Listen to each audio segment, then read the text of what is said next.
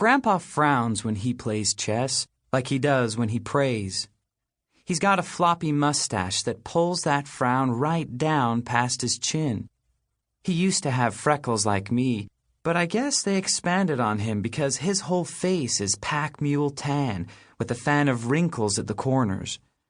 Years and years of moving cattle and mending fences gives a man a fearsome look, and I bet if I work at it, I can look just like my grandpa by the time I go to board at the high school. But the fences are mended for now, and the cows are up in the mountains with my older brothers, so Grandpa and me are playing chess out on the back porch. Grandpa's chessmen are world famous around here. They came over the Oregon Trail with Grandpa's grandfather in the covered wagon, and before that, they came straight from Paris, France. They were carved by hand from ebony for the dark side and ivory for the light. The pawns all have round helmets and long bows. Everyone else has a sword, even the bishops, and their faces are dead serious, which is what you want when there's a war on. Grandpa is the chess champ of Malheur County, Oregon. We've been playing each other for years, so I've got him pretty well sized up. He always opens by moving the middle pawn up 2 spaces, but after that first move, he's as wily as a badger and twice as tough. I haven't beaten him yet, but when I do, it will be worth a town parade. Now, to my mind, pawns are a shifty-looking bunch. Plus, they clutter up the board, so I try to clear most of them off right away, his and mine. I like my knights to have plenty of room to ride. My queen's knight rides a paint Mustang. That horse has got a temper. She's lean and fast, and brave as a lion. My king's knight rides a Clydesdale. Not so much speed, but plenty of power. Rosita's my queen, of course. She's a 5th grader up at the school, and my best friend's sister.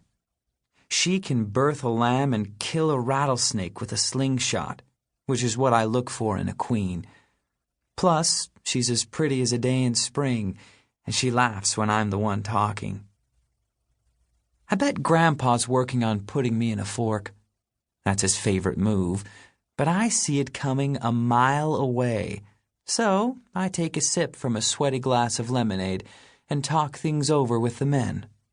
My king's bishop is all for killing Grandpa's queen before she can get us, because, after all, he is an excellent swordsman.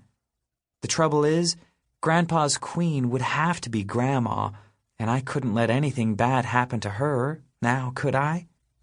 It's confession for sure for killing your grandma. My queen's bishop and I talk the other bishop out of it, which we do a lot. The queen's bishop is the more reflective type because his hands are carved together for praying. Grandpa leans forward in his straight-backed chair, still frowning. Dad's orders sit on the card table beside the chessboard in a tan army envelope. I made Dad show me because I couldn't believe what he said.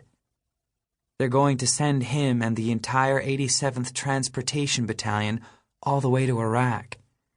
Reserve guys are only supposed to go places for 2 weeks, maybe 3 if there's a hurricane in Texas. 14 months! It says Dad will be gone 14 months, right in print. Like this is going to sound better to me than Dad is going to miss my birthday 2 years in a row. Grandma's got him in the kitchen. I can hear the buzz of the clippers through the screen door. She takes about 2 minutes to cut my hair, but she's been at it with Dad for half an hour. I think she just wants an excuse to rub some extra blessings into his head. I hope she keeps him in there for an hour. He's going to need all the blessings he can get in Baghdad. Grandpa pauses so long in the game, I get to wondering if he's even playing. He's been writing letters to our senator to oppose the war ever since it started. Half the Quaker congregations west of the Mississippi have signed them. Grandpa's not an out-loud worrier like Grandma. He just spends more time in the evening praying and writing in his journal.